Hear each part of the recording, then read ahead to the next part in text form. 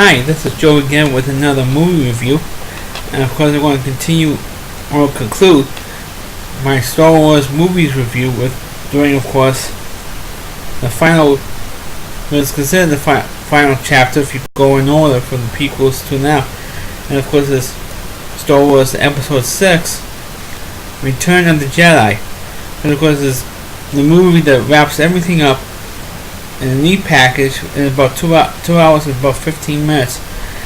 And of course this movie, like the other ones the last two films, these are based on the 2004 DVD release. This is, right here. This is the 2004 DVD release. So of course this one's the special edition one. And they did add stuff that was not in the not even in the 97 special edition release, which I'm going to get to in a few minutes. But of course this one answers all the questions that left everybody hanging with in the fifth one. Like, is Darth Vader really Luke Skywalker's father? How are they going to get Han Solo back from Jabba the Hutt? Because in the fifth one it was frozen by Darth Vader to be shipped to Jabba the Hutt, but it was being tested so it could freeze Luke Skywalker, so they could take it to the Emperor so that Luke won't be a threat to the Empire. And of course all those questions were answered. Of course, if you never saw the prequels, you know that Darth Vader is Luke Skywalker's father, and how he switched from being Anakin Skywalker to really like this new personality, a second personality as the evil Darth Vader. And of course you do find out why Anakin became Darth Vader, because Obi-Wan does explain it to him, and he tells Luke a little bit of the backstory of what happened.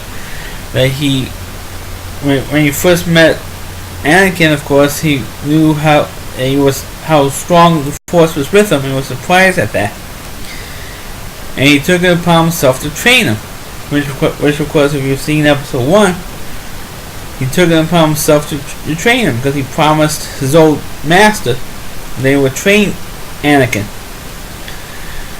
So of course he did pretty lousy. He trained him in the techniques, but he didn't train him on how to deal with the powers and everything else. So that's why he failed at training him. And because of that, he turned to the dark side. And now he's more of a machine, because he has two all-official legs, and at this point two all-official arms. And because of the lightsaber battles that he had in Episode 2 and 3, and you saw how he got that way. So of course Luke explained, Obi-Wan explains all this stuff to Luke, and Luke says, well, they're still good in him. And he feels they're still good in him. And he says, Luke, don't even bother. He's more of a machine than a human being now. And of course, and also Yoda also confirmed that he was his father. And he says, oh, he told you? And he says, yeah, he told me. But of course, in the beginning of the film, you find out that the Empire is, in the premise of this one, that they were building a brand new Death Star. And originally was the Death Star, which was exploded in Episode 4, or destroyed by Luke in Episode 4, was supposed to be in this movie. But what they did was, George Lucas didn't know how to end the fourth, the original Star Wars film. So he put the Death Star sequence in Episode 4. So of course, how do you end this movie? You put in another have the Empire make a brand new one. So that's what, and the Rebels, of course, led by Han Solo, was going to destroy the bunker. And this particular bunker, because they have like a special shielding that is beamed to the new Death Star from this moon, this planet moon called Endor. And of course it has the Ewoks on it. So you had that sequence in there, And then you had you had the Ewoks, which of course a lot of people did when Return of the Jedi came out. A lot of people did not like the Ewoks that were in there because they were annoying, like cute little teddy bears running around interacting with the characters. And the reason why you have the George Lucas created Ewoks was originally he wanted to have Wookiees, on like Chewbacca's plan or something, a home plan.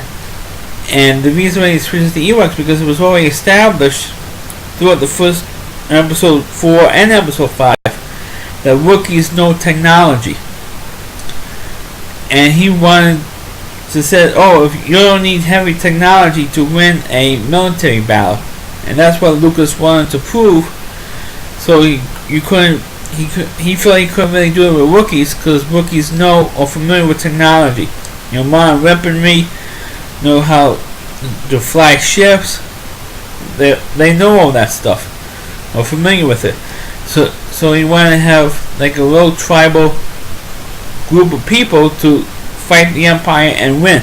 That's why he created a brand new race of creatures for episode 6. And of course we all know what happens. The rebels, I know I'm giving away here, spoiler alert, but the Ewoks, the rebels, with the help of the Ewoks, defeat the Empire. They blew up the ship, and they blew up the Death Star, the new one. And then of course Luke had a second fight sequence with Darth Vader, and he came to terms with the fact that he was and wants his father, and that he doesn't want to fight him because it's his father. I don't want to fight you. You're my father. But Darth says, "Look, I want to turn you to. If you don't fight, you will be destroyed if you don't fight me." That type of attitude that was put into this one. And he says, "Look, I'm not going to fight you. You're my father. I'm not going to fight you. Then you will be destroyed." And then you have a big thing. Well, the fight sequence between Luke and Darth Vader, wasn't as it was good, but it was really downplayed considering what the epic scene was in Empire Strikes Back. Because it was a great battle sequence or fight sequence between Darth Vader and Luke. But this one wasn't nearly as big or as grand, because and pretty much kept in the chambers or the Emperor's chambers.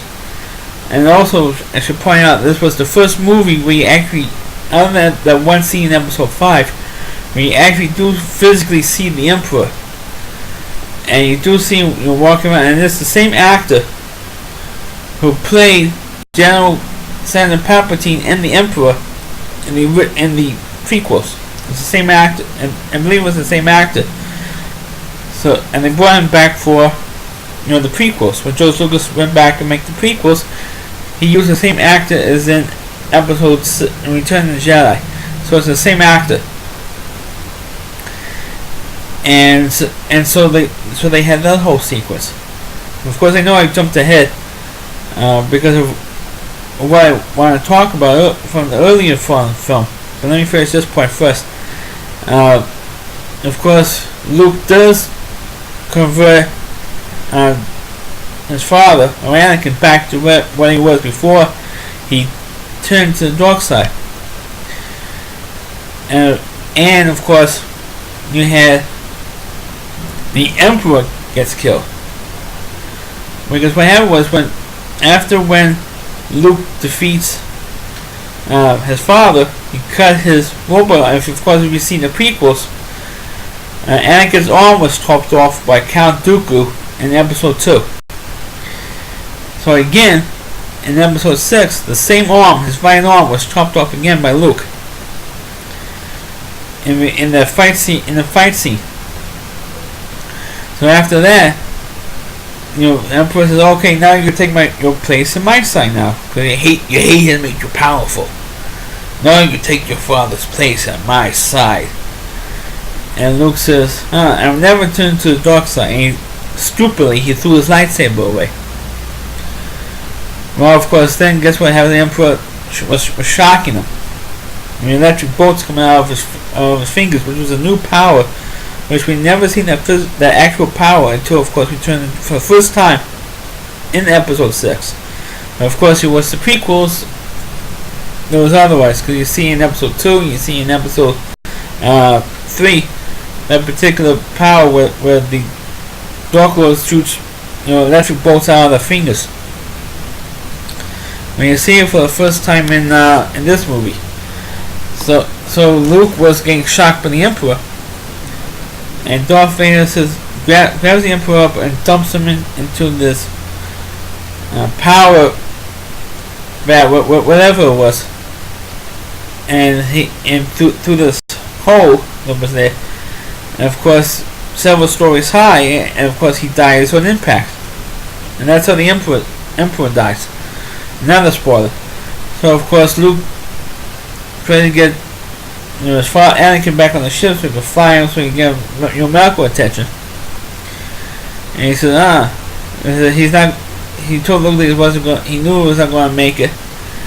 And he said, "I want you to take my mask off." And I said, "But you die." He said, "Oh, I'm going to die anyway." So he takes his mask off, and that's the first time you actually physically saw Darth Vader. His actual face with him all burned up and everything else. So the first time you actually saw his face. But to that point, you never saw his face. You just see him in the mask. But in Empire Strikes Back, you saw him from behind. But never saw his actual face until that moment. So of course, but for me, the highlight of Return of the Jedi, and for all you perverts out there, you're gonna like this. About for 20 minutes in this movie, I actually counted. It's the greatest moment in Star Wars history for 20 minutes. And of course, that moment is seeing Carrie Fisher, who plays Princess Leia in the slave girl outfit.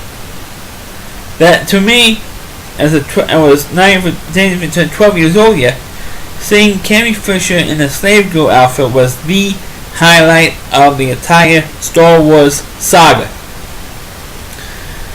Because you always knew that she was, Carrie Fisher is hot. I mean, at that particular time, she was hot. Now, you don't think she's hot because she's about almost 60 years old. She was I think she was 26 or 27 when Empire Strikes Back came out. But she was smoking hot. She was smoking hot. And when you saw her in the slave girl outfit, you went, "Damn, this girl has a body, a hot body." But the funny thing is, in the first 2 films, you really couldn't tell how busty Carrie Fisher was because she was taped. Her breast was taped down in the first 2 films. There was no underwear, so she couldn't wear a bra. She couldn't under her costume. For some reason, so she was taped down. So from what you saw in the slave girl outfit, you actually do see her body. That is her own body. But he did have a stunt double for Carrie Fisher for some of the stunts. Like when she was swinging across from one ship to the other, when Luke grabs her and they do that swung across, like they did in the first film. But I mean, other than that, you did see there is her body. It was not a body double. And you see Carrie Fisher, and you counted it did last for 20 minutes seeing her in that outfit. For me, that was the highlight of the whole Star Wars saga. Seeing Carrie Fisher in that outfit. And of course, you can't see her on the cover of the DVD, but for some reason, on the disc itself, I don't know if you catch it on it, you do see Carrie Fisher, in the slave girl outfit. You see her like here. You still see her in the slave girl outfit. But when actually, of course, the changes in this one, which of course they made really, they did add a couple of extra sequences with Boba Fett in there, flirting with some of the girls in Jabba's palace. You see the extra scene when you see the girl And the first girl that goes into the pit.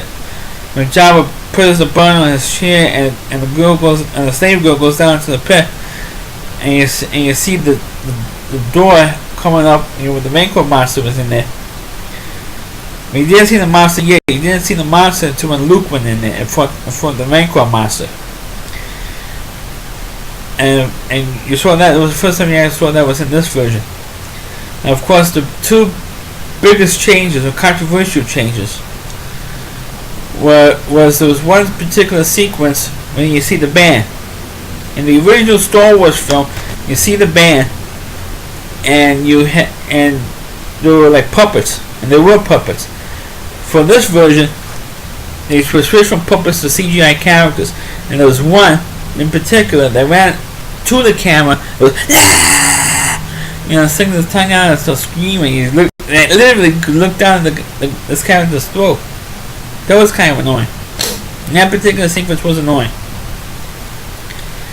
And the other big change, and a couple of other changes, was at the end sequence when the Rebels won and defeated the Empire.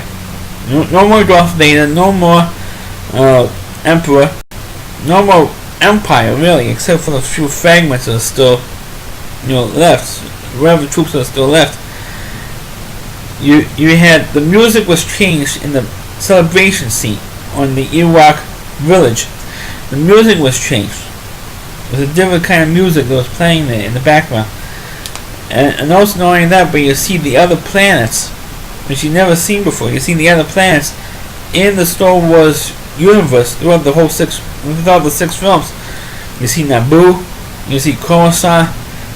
Even when they show Naboo, you do hear the annoying voice of Jar Jar Binks saying, "We are free." You hear that. Then you hear, and you see Coruscant celebrating. You see Bespin, in Cloud City. You see that. You see all the. You see you even see. I think you even see Tatooine as well. You see all the planets that was established in the Star Wars universe through the 6 films. So that was kind of cool. But it was like overdone. But of course, the biggest change, and the most controversial change, was that Sebastian Shaw was the one who actually played Anakin Skywalker in episode 7 in the original release of Return of the Jedi. This came out 30 years ago, 1983. I know I should have pointed that out. When the original release of Return of the Jedi came out on May 21st, 1983. I still remember that date because of my father's birthday, so I remember that. And that's when it came out. And of course, the other major scene was, like I said, Sebastian Shaw originally played Anakin Skywalker. And of course, when you saw when Luke takes the mask off, there was Sebastian Shaw under there. Not David Prowse. David Prowse wore the suit for pretty much the whole film, until that scene where Luke takes the mask off. Then of course you had the scene at the end where Luke sees the ghostly figure of Obi-Wan and of Yoda, because Yoda does die in this movie. Another spoiler: Yoda does die in this movie. And then you're supposed to see the ghostly figure of Anakin. Now, instead of being Sebastian Shaw, you saw Hayden Christensen. They replaced Hayden Christensen's face. They replaced Sebastian Shaw's face with Hayden Christensen's face. So when this DVD came out, that stood a huge uproar. With that. Well, that pretty much completes my Star Wars movie reviews. But I want to, since I have some time, I want to do, like I said, episodes 4, 5, and 6. I've been reviewing last couple of reviews they've been doing, covering the 2004 DVD release. And of course, I wanted to point out the bonus disc, which is right here. The reason why I want to point this out, because this, if you bought the 2004 DVD release, I know if this documentary came out in other DVD versions or the Blu-ray series or set that came out, I think it was like a year ago, 2 years ago, whenever it was the Blu-rays that came out. This bonus disc does have a very good documentary, a 2.5-hour documentary on building. I don't know what the hell it was called. It was called. I know it was Empire Dreams. Because I ran on the back, so I cheated. And the Empire Dreams, which is a 2.5-hour documentary on the making of the Star Wars saga and how it got made, and how George Lucas came up with the idea of Star Wars, and of course all the problems he had making the first movie, and of course in the other two films, and then of course how he went back and did the other movies, which I thought was a very good on the prequels. I thought it was a very, very good documentary for 2.5, and it shows some facts that you didn't really know. One in particular was when, of course, anybody who knows the Star Wars films, all the credits, on the movie credits, came on at the end of the movie. You see the opening film, you see a long time ago in a galaxy far, far away. Then you see the opening crawl, episode 1, episode 2, or episode whatever. And you see the 3 paragraphs come on the screen. And then you have the movie. And then you watch the movie for 2 hours or 2 hours, 20 minutes, no matter how long the movie is. You watch the whole movie. And then you didn't see the credits to the very end. Well, when George Lucas made episode 1, or the first Star Wars movie, in 1977, all the movie guilds, or the Hollywood guilds, and the Screen Actors Guild, the Writers Guild, and the Directors Guild, give him a pass for the first film. When Lucas did it again for Empire Strikes Back, they all fined him. He was fined heavily, about like at least $450,000 in fines, because he had the credits at the end of the movie instead of in the front. To me, it doesn't make a difference one way or the other. I mean, sometimes you always wonder how come where's the credits, but some movies did that, some movies didn't do that. But George Lucas did that because he wants to keep the dramatic effect of the movies. So when he was heavily fined, he quit the Writers Guild, the Screen Actors Guild, and the Directors Guild. He did pay the fines, but then he eventually quit all of them. So for Return of the Jedi, he originally wanted Steven Spielberg to direct Return of the Jedi, but since he quit, he had to hire Richard Marquardt, who I understand, I think he died recently, and he had him direct it. But George Lucas advised him, helped him. It was like an assistant director. He also helped out in episode 5 a little bit, but he wasn't on the set all the time for episode 5. But for episode 6, he was there on the set almost all the time to help Richard Marquardt out. So you have that fact, and also you have a couple other bonus features like the lightsaber, the impact of the Star Wars films, the impact of the colorful characters who was in the films. You also had all the original TV spots. And of course, also what was interesting in the documentary Empire Dreams was the fact that you had, of course, Kenner Toys was the toy, and Kenner Toys still makes the Star Wars dolls and the figures and the play sets and the vehicles for the prequels. I don't know if they didn't buy not one of them when they came out, but I remember when I used to buy them when I was a kid. They all came from Kenner Toys, and Kenner Toys didn't have the toys out for the Christmas in '77, so they had the empty box campaign, and they showed that on the Empire Dreams. So if you have to see Empire Dreams, it's a very, very, if you're a big diehard Star Wars fan, it's a very good film. I know I went on a tangent after talking about the Return of the Jedi, but thank you for watching my videos for the Star Wars series. I hope I can continue making more videos. I know I want to do Star Wars, at least do one whole movie series video by video. But thank you for watching my videos. Please like them, subscribe to them, share them. And I want as many views as I want as possible on my videos. Because some videos they haven't even got 10 views on. I don't know why. I did what I had to do, but I still don't have not even 10 views on some of my videos.